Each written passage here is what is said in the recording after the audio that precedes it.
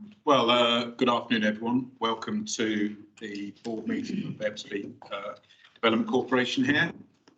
We've still got some summer around here, a few clouds in the skies, but anyway, thank you for joining us.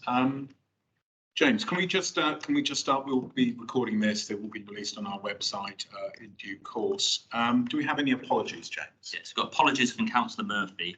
Valerie Owen is going to join us virtually at 1:45, so a little later, and Councillor Burden is expected. Okay, great. Right, thank you for that. Do we have any declarations of interest other than the standing declarations of interest which relate to our directors who are also members of the planning committee? Anything else?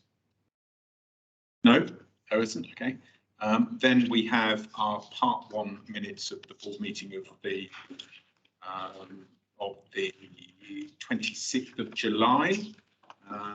Very thorough as always. Are there any comments on those or observations? Do they reflect the contents of that meeting? Yep, yes, they're agreed. Okay, good. Do we have any actions here which you'd like to draw our attention to? There are 3 of them, Simon, but I haven't got anything else to add to those. So to the comments that are there. So. Great. Thank you very much for that. Then we have our board plan, which is here as well. It's a busy time ahead of us. Yeah, just saying one thing there. You'll see that we've got scheduled for the 29th of November with the annual report and accounts. We last updated this prior to learning from the National Audit that delay our new audit. I had to prioritise some other work in one of the spending departments. We have only heard about this in the last few days, so there's been some discussion with Fred as the chair of the Audit Risk Committee, so that we'll have to produce a new timetable and work out when they come back. But just to say that's an update to that tool. Yeah, I mean, at the moment it looks as though they might come to that board, as far as I can tell, but you wouldn't count on it, would? This is what the second delay now. So in principle, they're saying that they start in October. They should take about 4 weeks. That would let us have an ARAC beforehand and still get to the end of November. I would be reluctant to require a special board meeting to approve them, but of course the next boarding meeting is the end of January, which is tied to Deluxe perceived requirements. Probably not worth going that now, because whatever we go with will, on past experience, change for reasons outside our control. But I would remain at least aspirationally optimistic that we can make the end of November. It's probably a good job the board meeting on at the end of November. I think it is, yeah. All right, Fred, with that, perhaps if I can just, for the minutes, Lord Moylan, Daniel Moylan, came to the end of his term of appointment as a non-executive director of the Development Corporation. I'd like to, on behalf of the board, the Development Corporation, place on record our thanks to Daniel for his hard work whilst he was here, as well as being a non-executive director. He was chair of the planning committee for a period of time, also chair of Ebbsfleet Garden City Trust. And whilst we were bringing on a number of the NEDs, we were kind of multiple-hatted, a few of us. So he had lots of hats on as we were kind of carrying the ball as we got other NEDs appointed. So just like to put on the record, thank you to Daniel for his contribution to the development of Ebbsfleet as a place for residents. So thank you, Daniel. That then brings us into today's business. Ian, your part 1 strategic report. Thank you, Simon. Rather unusually for my part 1, there are actually a couple of items for approval by the board today. So I'm really going to focus on those things. The first is the draft action plan implementing the recommendations of the recent board effectiveness review. This was discussed at the board's last meeting, which we've reflected those discussions in the action plan. So would like to take any comments or questions around that. Then that is approved, subject to any amendments. And then mainly as a consequence of what you just said about Daniel's term coming to an end, we needed to review the subcommittees. So under section 4, there is some proposals for some tweaking to those memberships. They're not huge, but so planning committees stay the same. ARAC stay the same. The investment panel, which has recently been convened, has met once. As you will see, they're proposing that a vacancy is kept there. Requirement is up to 5, doesn't have to be 5. But also to note under that investment panel that John Burden is proposed, is appointed to that. So John wasn't formally appointed when we considered the Terms Reference Board because the budget members weren't here at the time, but John had said he would be interested in joining that. So, and then in terms of the Remuneration Committee, the proposal is that Valerie replaces Daniel on the Remuneration Committee. So, say both the action plan and those proposed appointments need your approval. In terms of the Board Effectiveness Action Plan, what we would do is bring this back, given that we're moving to 2 monthly meetings, probably quickly every month, so you can see how every 2 months, every meeting, we will traffic light this to show which ones have been complete, which ones are in progress, and etc. So we'll hopefully make the reporting and that's easier to see what's been ticked off. So that's something we'll do in the future. So just those 2 things. I don't think there's anything else there.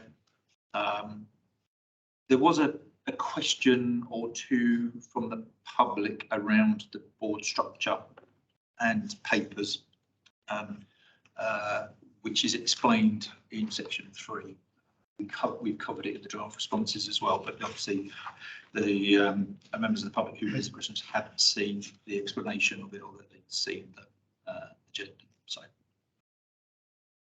thank you, Ian. Yeah, look, I thought the questions from the public were completely reasonable. As I say, it runs ahead of the papers which describe the reason why we're landing where we are. So thank you for that. The community engagement elements of this, is that something that's in the part 2? Yeah, that's in Ebbsfleet. That's in Kevin's paper. Okay, the sort of suggestions. Okay. For, yeah, that's in Kevin's paper. Okay, good.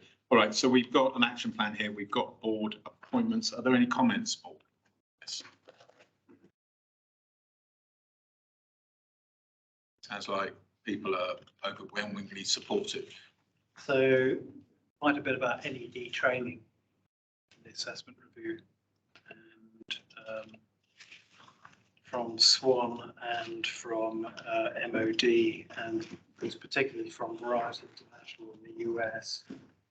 I've had hours of computer aided training in modern slavery and equality and discrimination and fraud and cyber threats and etc. And it's just quite easy, quite cheap to find these quizzes to be done over 4 or 5 hours to sign off. To the extent that you haven't already done tons of them before elsewhere. Yes, look, I've recently done a lot of those for a company where I chair a new RP. So everyone will be delighted when they receive those in their inbox and have to do it. They're exacting. So 14 hours for Variety International. Yeah, but I think that's something that US law. Yeah, something definitely supportive of people doing. The recommendation was that the appraisals the chair discussed the training requirements, which can be picked up. So I suppose it's probably a question of how bespoke do you want to make that? I mean, that suggests you discussion with the board and the assembly programme, what Nick has been referring to, that we all staff have a mandatory online training requirements covering most of the things that you just said. That's part, we do that through the civil service learning platform. You have, I don't know whether you have accounts, but we may be able to, if chair of the board wanted to include some of those governance types things, we may be able to get you access through that. We'd have to investigate that, but we will have it as staff. So, and you are employees of the organisation, aren't you? So maybe we'll be able to do that. So They must have. Yeah, look, I think it would be worth looking into. And of course, EDI as part of that.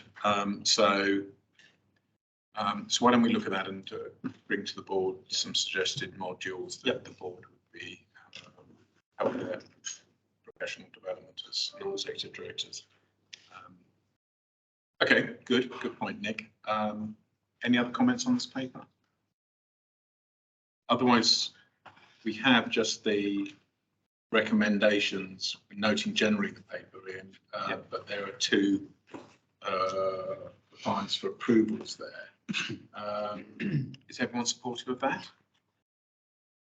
Absolutely. Yep, good. All right. Thank you very much. That is great. Then that brings us on to the next one, which is Caroline here. Yes, she's here. Caroline knows the question I'm going to ask, but good to see you. Let's have an update. Yes, so I'll take the rest of the paper if read and jump right into an update on the website. At the time of writing the paper, the plan was very much on track for us to launch on the 6th. We've had early engagement with DLUC since inception of this project, but after a brief period of silence, we have received an update from DLUC where they are just looking into the cybersecurity elements and making sure that we are compliant with their requirements. As alongside the launch of the website, we're also transitioning to a new website hosting provider. So whilst we have every confidence that there's kind of minimal changes that need to be made to the IP and DNS records, that we're moving from one system to certainly a better system that can manage the long-term growth, we are unfortunately stuck in the queue, in DLUC's queue, to have the official sign-off. So I am, as of this afternoon, tentatively confident that this will be confirmed and resolved and we'll be able to launch within the month of September. I'm aware that I'm not due back at board until the last board meeting of the year. So as soon as we're ready to go launch, it will be a case of me sending you the link to review. And the learning from this is to not be so optimistic in the future about launch, but it's a necessary evil to ensure that we're compliant with all of DLUC's systems and requirements, and they just kind of need to give the green tick before we can officially launch. Great. Can I just say, when you say review, we're not all as Ned's going to start commenting. no, I said specifically to Caroline, you don't want that to happen. Yeah. But there's been. Let me rephrase review. Interesting. Admire. For information. For information. Yeah. Admire and give praise. It's bad enough having the chief executive review. So. No, I think we trust the expert resources that we've got here rather than getting involved in an email trail editing. Yes. A thought should truly not be in anyone's interest. No. But I'll circulate the website. I certainly think it's a project that's taken up a lot of resource and creative input from the team. And I certainly think it's something to be proud of. So I will circulate the link for the website once it's live for you to have a look, and then I'll put my out of office on. All right. Okay. And you can all have a look. Yeah. What's well, so this is a terrible picture of me. So it's anyway. Look, thank you for all the hard work. I'm sure as the wheels will turn efficiently in central government to give us the green light to go live. What else could possibly happen? So that's great. Thank you very much. Any other comments on the communications update? I was just interested in terms of the take up for the electronic newsletters that's now got a facility to people to sign up to. So what sort of take up are we seeing at the moment? And have we had any feedback around people accessing that information electronically? That's a really good question, and I'm pleased that I can answer this because I had the discussion with Ian yesterday. Okay. So we set an objective for us to launch the newsletter and focus our energy on getting a wide range of audiences so that we can measure how we're engaging with residents and developers. So we have hit the kind of numerical objective in terms of getting an initial quota of stakeholders kind of signing up to the newsletter. What we have done though is recognise that there's a slight disproportion in kind of the commercial developer, particularly around social value audiences that are signing up to our newsletter website. So there's a real opportunity moving forward for us to explore ways that we can continue to grow the resident kind of sign-ups to the newsletter. With that being said, on the old website, there is a real lack of functionality that allows you to promote signing up to the newsletter in multiple different places. So with the new website, we have a really big banner that runs across the bottom of every page, encouraging people to sign up to our newsletter, which we can then feed through across our socials. So I think that's certainly a question that's on my mind in terms of making sure that we get the right balance of engaging with our residents. Once the website is live, I think that will be a really important metric to report back on, because I would expect with that kind of better opportunity to promote it, that we would be able to attract more people to sign up to the website. How many? It was 160. 168 and around 80 are residents. Okay. And have we had any feedback from the 168 people, organisations? Have we had any feedback at all? So we primarily used the content to direct social value messaging, which we've had positive feedback from, particularly around the uptake of Match My Project as a scheme and promoting the link between community organisations and developers on site. That's led by Lara in Kevin's team, who has had really positive responses from the newsletters that we fired out. With regards to the resident side of newsletters, we have promoted the community board recruitment and the launch of the new community board membership. Again, we were inundated with really positive applications and people responding directly to the newsletter who were encouraged to sign up to the community board. So it's some good early steps. Good early steps, but there's more that needs to be done. Which we can do leverage after the new website. When it's Yes. Okay. Thank you, Chair. Thanks, Simon. Thank you. All right. Any other comments on the communications update board? No, I think that's just for information. Mark, planning, design and delivery. Thank you, Simon. Yes, thank you. The paper looks a little different this month. We've got rid of the annex and tried to embed some more development side updates within the paper. So hopefully that's helpful. Just a couple of things I guess to sort of pick up on. So the next larger application that we're expecting to get in is the commercial scheme from EDC on Northfleet Embankment East. We've been having some quite tricky discussions with multiple landowners through Northfleet about fast track. So we should be restarting those shortly. On one item that isn't in the paper, we've recently received a reconsultation on the Northfleet Harbour site scheme as a neighbouring authority. So Grace should have consulted us on that. Housing numbers in section 2, limited response from the developers. Unfortunately, this month we're at 206 completions across the year. We'll do a manual count and we'll do some more developer engagement in advance of the KPI Q2 reporting, which happens at the October board. Planning committee update. Yes, so the committee update. The committee met in July and August. Also meeting later on today. So a couple of decisions and various different bits of pre-application underway. The infrastructure funding statement is attached in Annex B. So this is a document that all LPAs have to publish, and that's really there for the information for the board. Dartford main mods, yeah, a bit of a summary there in section 5. The plan is supportive of what we're trying to deliver here, so we will be intending to respond, but there aren't significant issues. And then, yeah, planning IT. So I'm asking approval from the board. So the IT spend, which is admin Ardell, exceeds Ian's delegation on Ardell. So I'm asking for board approval.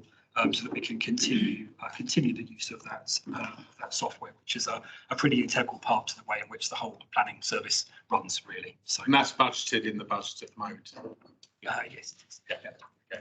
But apart from that, I'm happy to take any questions as usual. Thank you. Right, board. Any questions? Yes, Neil.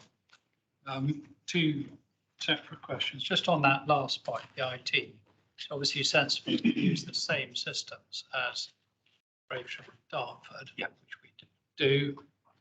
I just noticed from the public questions that one of the issues raised by a member of the public, which we provide a reply to, is it suggested there's limited ability to make comments because you've got restricted space to do so and you can't upload documents. So the first question, I've got another question about something else entirely. Yeah. Okay. Is that right? And if there is there something we can do about it? It is correct that you can't attach other documents into the online box. We are having a look into whether there is a limitation that we can change on the number of characters. I suspect that it's set by iDocs, but if we can change that, we will do. But obviously, people they don't only have to comment through the online version, they can be sending comments in directly to the planning officers or to our other email addresses and then attaching details like that. So we tend to get more comments directly rather than necessarily through the online system anyway. So it doesn't inhibit anybody from making any comments that they want to. So that's, and encourages others to make them concisely. Yes, and certainly, yeah, the use of the same system as the council does help with land charges, which is something that we don't do ourselves, but we have to support the local authorities to land charges. Can I just ask about something different as well? And that's CIL, Community Infrastructure Levy, Yep. Which operates in Dartford but doesn't operate in Gravesham. One of the aspects of the CIL system is that it's collected based on floor space and the charging rate set by the authority, and then it goes into a pool, and it's up to that authority to decide how it spends it, because well, this is what I'm coming to, Jeremy.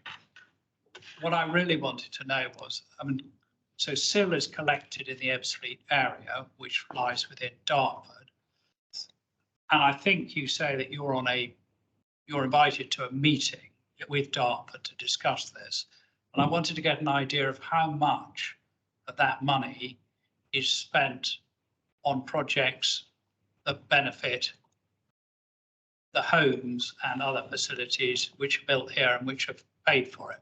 And I appreciate the system is that the local authority decides. Once it goes in the pot, it's up to the local authority. But I'd like some information on how that deliberation happens and how much Ebbsfleet, you as the Ebbsfleet representative, can participate in that process. Yeah, okay.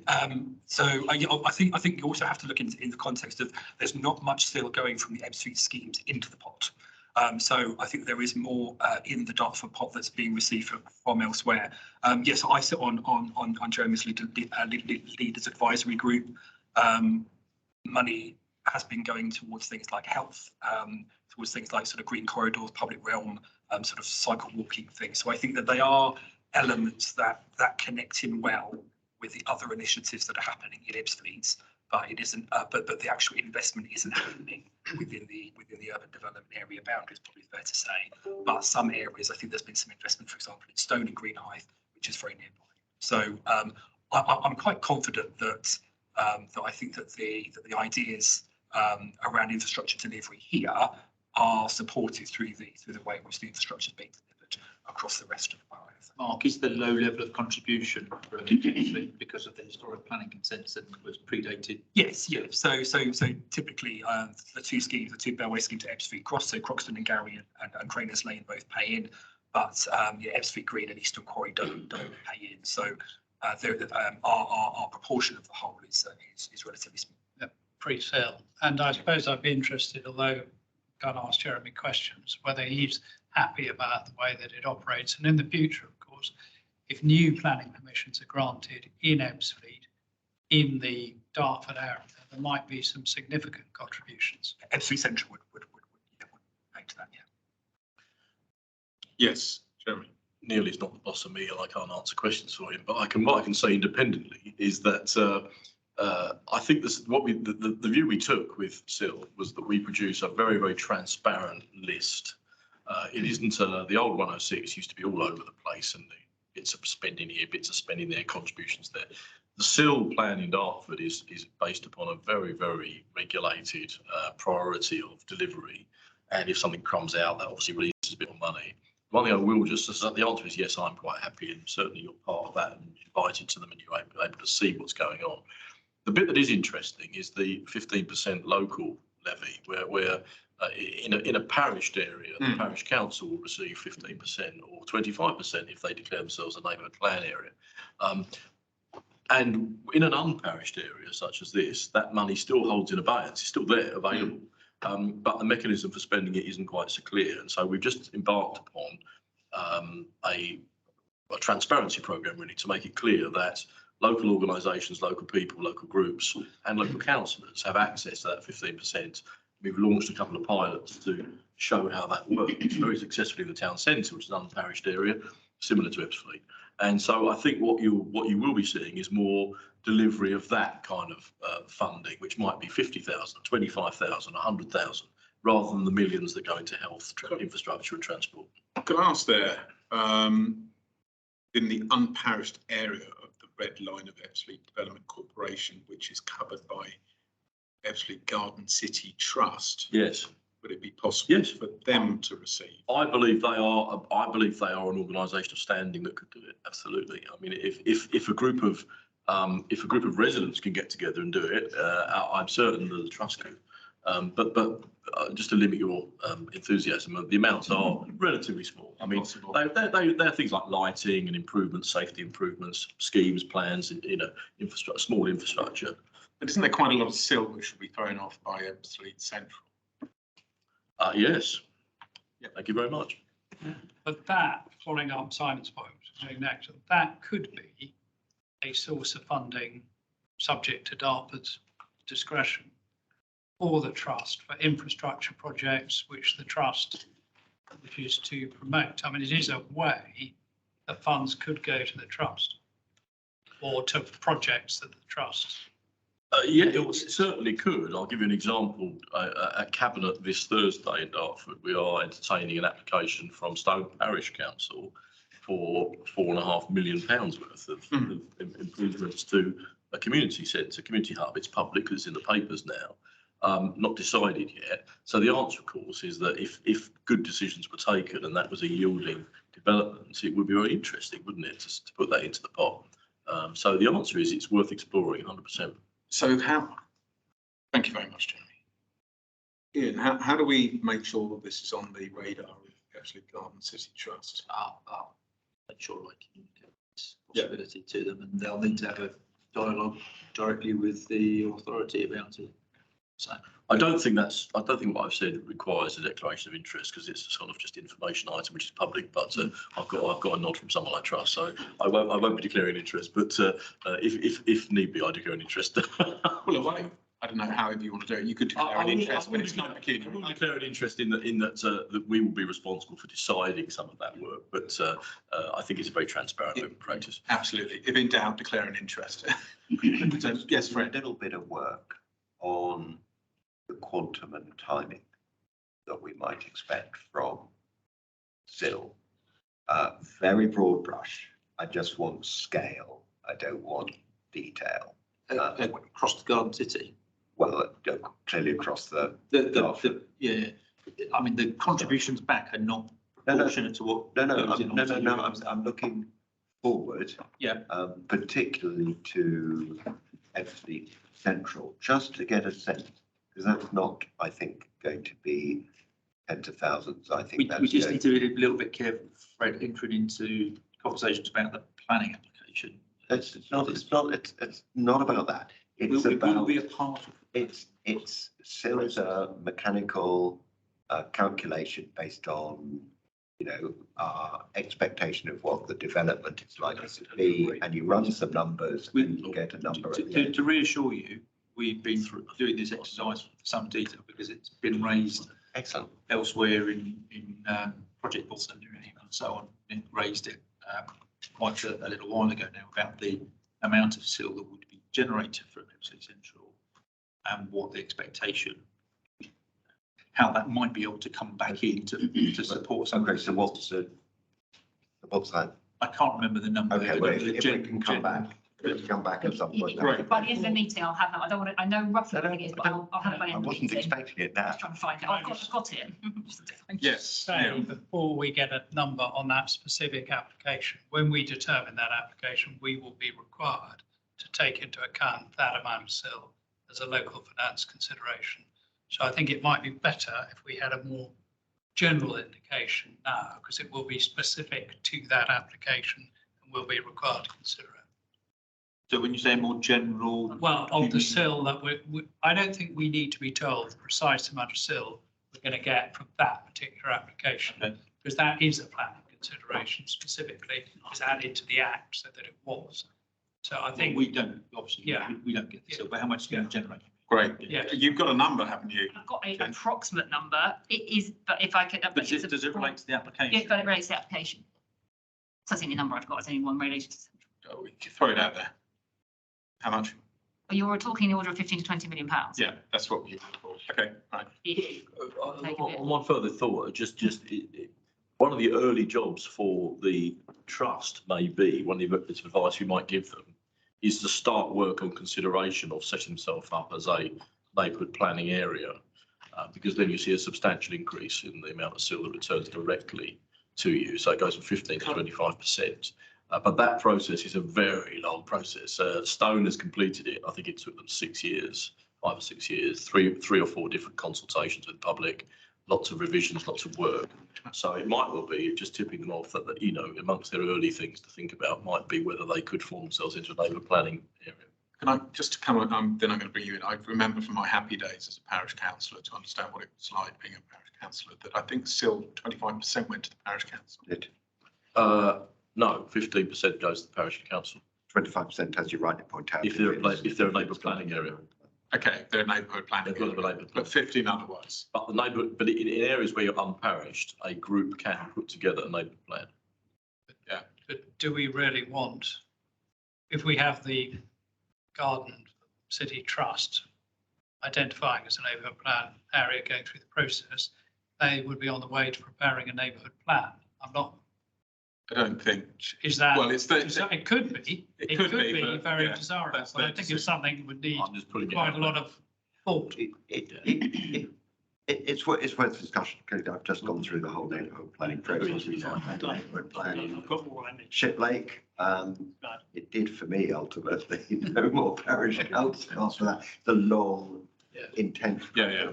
But it can concentrate on those things where we can actually make a difference. So there is, there is a line of thought there. Valerie and I were discussing the plan a while ago that could link it into the trust, could link it into SIL, could be actually a pretty good virtuous.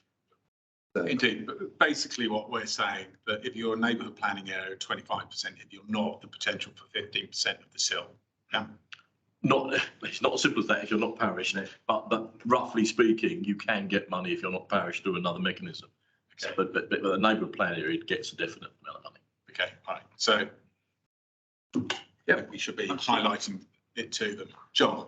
I just want to make the point that I don't want to get into Dartford and how they do SIL, their business, leave it to them. But I would make the point, part of Ebbsfleet Central is in Gratian. Yeah. We don't have the SIL. We have Section 106, and I expect that to be dealt with appropriately. Yeah. And to have a parish go across 2 constituency areas may be difficult. Right. If not impossible. And that was part of the problem we had when we discussed at the very beginnings. The Colonel actually setting up the EDC has been an issue because we decided you couldn't do a parish cutting through and under roads and the like. So going all the way back then. I think you can have a neighbourhood, in fact, I know you can have neighbourhood plan areas that You can.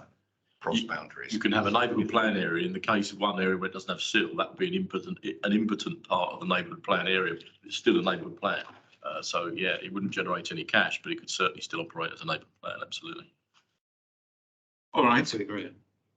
got all that then, With Mark? the planning authority. You can't tell us as a planning authority question. Yes. In Nick. section 2.2, you reference outstanding section 106 contributions to Ebbsfleet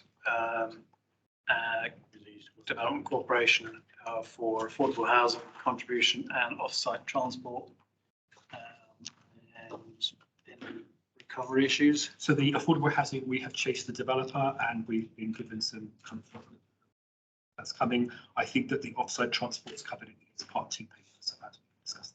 Okay. It's a good question. Yeah, Simon. Just very quick one. How do we demonstrate value for money in terms of the procurement of IDOCs if effectively it's a single tender action?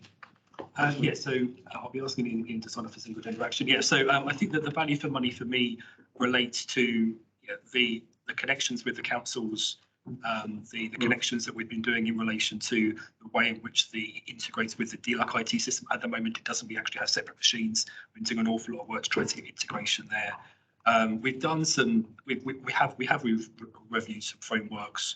We have had a look at some other providers. The amount of setup time and lead-in time to change systems, when I've done this before, it's been about 18 months. It's an awful lot of internal officer time that is taken because any package that they give you isn't specific to you. So you've got to look at templates, you've got to look at officer training. So there are various components there for me that mean that it's good value for money. Thank you. Thank you, Simon. All right. So I'm just asking for approval to have that money. Yeah, so Okay. so we have the paper in front of us. Mark, very quickly. Are you comfortable about delivery completions? Just to well on that. It does feel like there's a slowing. I think that I wouldn't necessarily be too concerned about the numbers specifically this month because it does feel like we've got an incomplete picture. But generally, developers do seem to be slowing. So yeah, I'll have a better picture for you, I think, in the Q2 KPI check. Okay.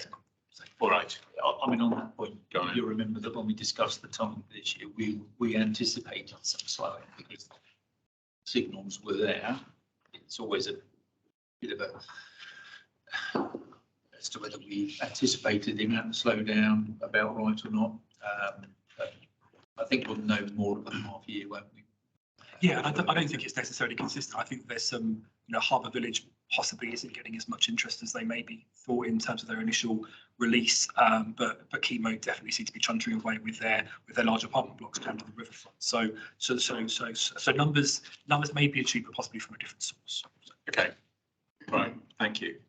All right. So we've got the paper going to be noted, but there is the one decision, which is the 199,118 spot 40 of Reynolds with the IT system, where you're asking for the approval of the board. Is the board comfortable with this? Yep, great. All right, Mark, thank you very much for that. Thank you. Kevin, Ebbsfleet Living, what have we been up to? What have our residents been up to? Good afternoon, everyone. Yeah, I'll kick off with just some of the highlights of the paper that's been happening over the summer and then come back to the board options after that, if that's okay. Just in terms of what's happened over the summer, a really great range of activity, actually. Craft days, pop-up youth days, summer fair by Cherry Orchard School, summer fair by Ebbsfleet Events Committee in terms of sort of market traders and events. So a really great range of events led by local groups and local communities themselves, which was really, really encouraging. In terms of what we've been doing ourselves at Ebbsfleet, we have started now a series of drop-in events, activities where people can kind of come and have a conduit to the community monthly. and we have the first of our welcome events, which is something we're going to do quarterly, moving around different parts of the Garden City areas. The next one being Cable Wharf. The first one was at Castle Hill. And this is where we are asking residents to come and meet each other to kind of help them map their life out in the Garden City when they arrive. It's supplemented by the welcome pack, which you've seen previously. The second edition has just been published with that. The first event that we held last week, we had a number of hosts, which are Ebbsfleet residents who volunteered to be hosts and meet other people, and also the community board members who came on board to meet them as well. So that was very encouraging. We have just had the first meeting of the refreshed Ebbsfleet Community Board with 18 resident members now. That's 12 new members. Maybe Jeremy might want to pick up on that as well in a second. And we had the second meeting of the Ebbsfleet Gardens Community Fund panel. They've made three approvals for applications to that. So a good range of activity over the summer. Really positive signs, particularly in terms of the community board and how that's looking, and these volunteer hosts and other things come along. So the community really seems to be mobilising. So that's the kind of overview of what's happened in the Garden City over the summer. Then the second thing the paper is doing today is in response to your board effectiveness discussion last month. We asked for some suggestions of how the board might want to engage better with the community, and we've set out 6 or 7 potential options there, and really want to have your feedback on what you'd like to prioritise, and we can kind of turn that into an action plan for you moving forward. So open to questions and that discussion topic.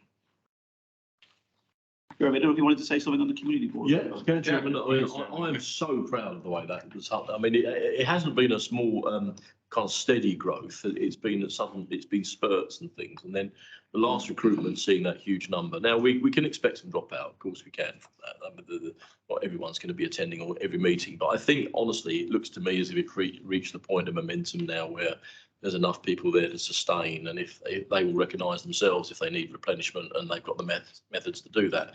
It was very, very good, the last meeting, and I took it as an opportunity. John wasn't there, so I didn't have a chance to discuss it with him, but I'm sure he'll approve.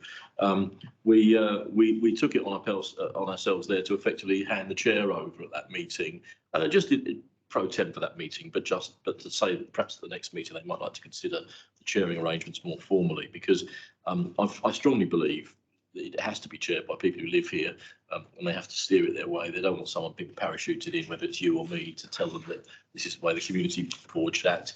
And it went really, really well, didn't it? Yeah, a lot of really positive conversations, focus and everything else. And I think the appeal I'm going to make to the board and would make to the trust now is that they've got to trust it. They've got to use it. If it's allowed to wither on the vine and just not be supported by us or the trust, I think it would be a real tragedy. So we need to use it, consult with them. They need to be brought into the family of early consultation, early development ideas. They need to be consulted about the smallest detail to the largest master plan, I think. And I think they'll handle it very well, and I think they'll do extremely well. So I was delighted with that meeting. It was really, really good. That's right. So then point 1 or section 1 is a range of opportunities or options for engaging with the community, including resident stakeholder groups, neighbours and others, and really sort of open for discussion on what you'd like us to prioritise, or you would like to prioritise. All right, thank you for that, Kevin. Perhaps I can jump in on the options in front of us. Because I think we want something which is like effective and focused in all of this. And I wonder whether we might want to have a kind of not so much a conference, but a board meeting and a community Q&A session, in a location other than here, once a year, in the local school, or in due course when there's one of our community facilities, sometime in the future, open, which would give people an opportunity, as well as the board meeting, to ask questions. And as a council leader, we took the council on the road and did this during the course of it, not just have it in the town hall. Could be something which works. If it's in the school, give local school children opportunities to ask questions of us as well, that kind of thing. I'm open to ideas of how we make this more effective. I'm happy with that. It links in. my thinking was that at least one of our away days ought to be an away day within Ebbsfleet. Same Right. sort of thing, maybe in the cafe, maybe it's somewhere else, but actually links into what's going on out there. Perhaps another one is at Edgeworth or Chichester or somewhere like that. Yes, Simon? certainly on the London Legacy Development Corporation, we've had a couple of very successful board away days, which we've held within the Olympic Park, and we've invited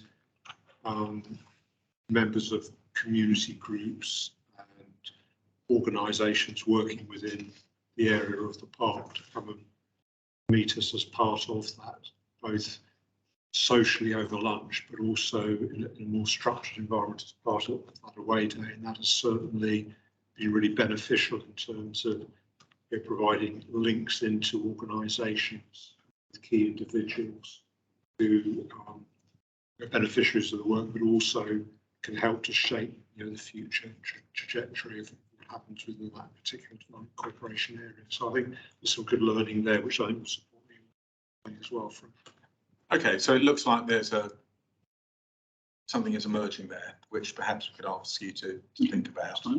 That's something that I guess we'd kick off during the course of calendar year 2024. And I think we do have the community board. We've got quite a strong set of residents now who are familiar with the role of the development corporation, which I think would really help in that engagement and asking questions. So we could organise some engagement, particularly that. Okay. Sorry, Chair. Yes, of course, Fred. Yeah. I found the comment in this area slightly cryptic, actually, as I did across the whole of the report in some ways. But the sort of the line, the board, I can't remember quite what the board needs to further reflect on the demands being made by communities regarding quicker delivery on infrastructure. I mean, it sounded sort of quite specific, but also quite random in some ways. Do we have any sense what's sat behind that? That's a comment from the review report. Yes, but it's one we're trying to respond to. Yeah. We're trying to understand what generated that comment will help us respond more effectively, I think. It'll be absolutely the first thing any one of the engaged with the community will say. All of our community activities, anybody with ideas, the biggest barrier is having places to go to deliver that. There's no opportunities, there's nowhere to host events and activities. We've had a flurry in the summer. We can't have very much in the winter because there's only one or two venues here. The venue in Castle Hill is fully booked constantly. So any group who wants to start up something new, anyone who wants to start up a new idea, the biggest barrier is having somewhere to go. So obviously people feel they've been here quite a few years and they'd like to see more infrastructure coming forward. We have engaged with the community board with some of the exciting projects going forward, like at Ebbsfleet Green. People are really excited by those. Obviously, they want to see them quicker. One thing we have considered internally is looking at potential meanwhile opportunities as well to try and get something to happen a bit earlier for that. It's probably a lesson that we find in all projects nationally, but here people have been here 6-7 years, and some of them would like to see more infrastructure quicker. I think we agree with them. We want to see developers deliver the infrastructure. So is there any scope for just to think about whether we can do anything more? I don't know whether the answer is yes or no, but can we think laterally as to whether there's anything we can do to help accelerate?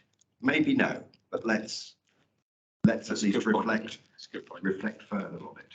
I don't think, Chairman, also that the frustration is necessarily restricted to our plans. I think when you talk to residents, as Danny Nicklin does very frequently, there are things about school places, there are things about nursery places, there are things about normal socio community developments as well. It isn't just about our plans and their delay. It's actually that general. It's a good sign because it means the community is maturing. Once if a community doesn't respond to anything, you never talk and they never complain about anything, that's always a bad sign. The fact is they are coming together as a community and starting to think, well, where is my nursery? Where are there school places, all those GP surgeries, all those things. So I don't think it's necessarily just us. I think it's a bigger piece. One thing I was also saying, just going back quickly to the thing you talked about one of these options. the only time one of our, Kevin perhaps refresh my mind what we called it, but the only time that one of those meetings kind of fell down a little bit was when we advertised it as a come and meet and ask questions session. The one we had at the hall, do you remember? We laid on Get cookies. involved in Ebbsfleet. We get involved in Ebbsfleet. We laid on cookies and coffee, and I think there were 11 people or something. So I think perhaps you can try too hard sometimes, and perhaps we need to go where people are. When you've got the fantastic event going on at Castle Hill, for example, perhaps the thing to do, rather than just have a tent for us there, perhaps we should have a meeting there, but for an hour between 2 and 3 in the middle of the event, and ask for just a crowd round while we have it, or talk about some specific issues. The more you try to set up a come and meet us meeting, I think the more it falls on its backside. Good point. All right. Okay, so look, I think we have some ideas there, Kevin. Thank you. Thank you very much for your update there. Otherwise, that paper is just noting. Thank you, Kevin. As always, we've had some excellent questions from the public. Keep them coming. Responses will be published on our website later on today. I think that then brings us to the end of part one part of our meeting. As part of our board effectiveness review, there are certain papers which historically have been taken every board meeting, which will now run on a bi-board meeting cycle. Just no point in continually turning over the soil on some of these issues. We should focus on the strategy of delivery of the of Ebbsfleet as a place. So that's why there's slightly less in part one today. Thank you very much for joining us, and we look forward to seeing you soon.